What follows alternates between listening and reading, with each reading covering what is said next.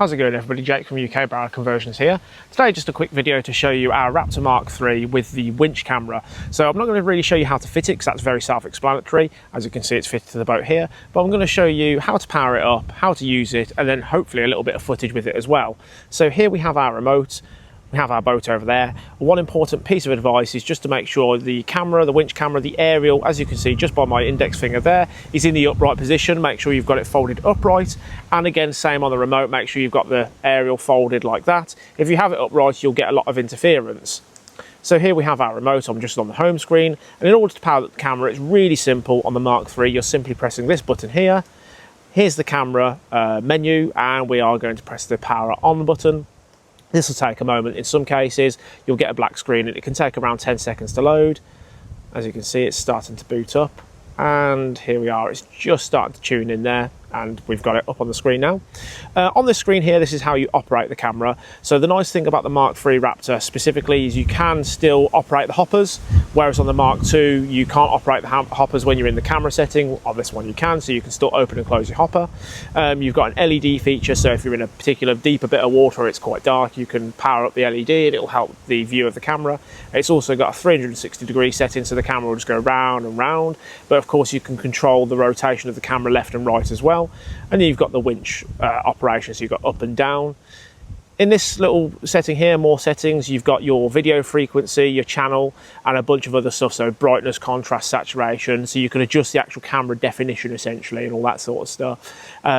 If for some reason, if you're finding that when you turn the camera on, it's just remaining on a black screen and it's not actually tuning in, you can actually use the search frequency button, and it's like searching for a radio station in your car. It will cycle through and it will find an appropriate channel for you. This can sometimes change from location to location, and in order to go back, we're just going to simply press the button again and we're back on the screen.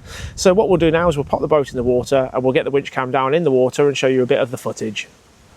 Okay, so we have our Raptor in the water, as you can see just over here, and we're going to drop our camera. So again, this is really simple to use, and we're just going to simply hold down.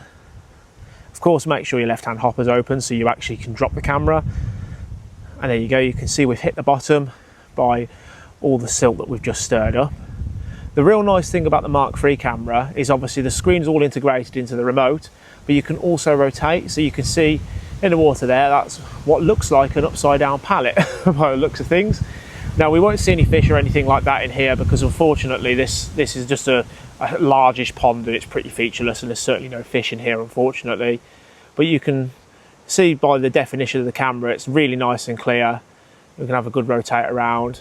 And you can also see there's our weight as well. You can see the leader and everything like that for that.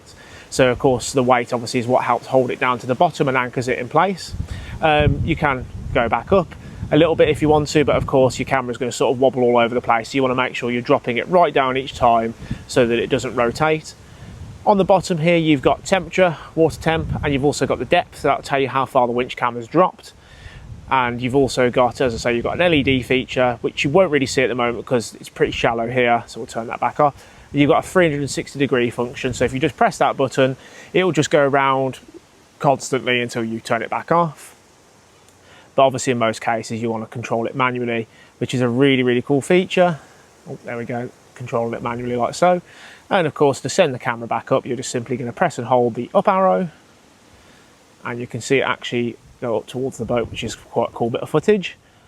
What we'll do, we'll just go to another little spot here, just see if we can see anything else. Unfortunately, as I say, we won't see anything too special. We'll just sail the boat out to a different spot. We'll stop there and we'll drop the camera down again. But as you can see, it is quite clear here. The water's reasonably clear, so we're going to get quite good footage. Of course, the footage does somewhat rely on how clear the water is, but this will read in quite murky water as well. And we'll just have a little rotate, see if we can see anything. No, nothing here, unfortunately. Not like the pallet that we saw just a moment ago. But you get the idea of the actual quality. And as I say, the real nice thing is it's all touchscreen and it's all done through the actual remote handset itself. So it's super easy to use. So yep, that's the winch camera for the Mark III Raptor. If you have any more questions, feel free to ask below.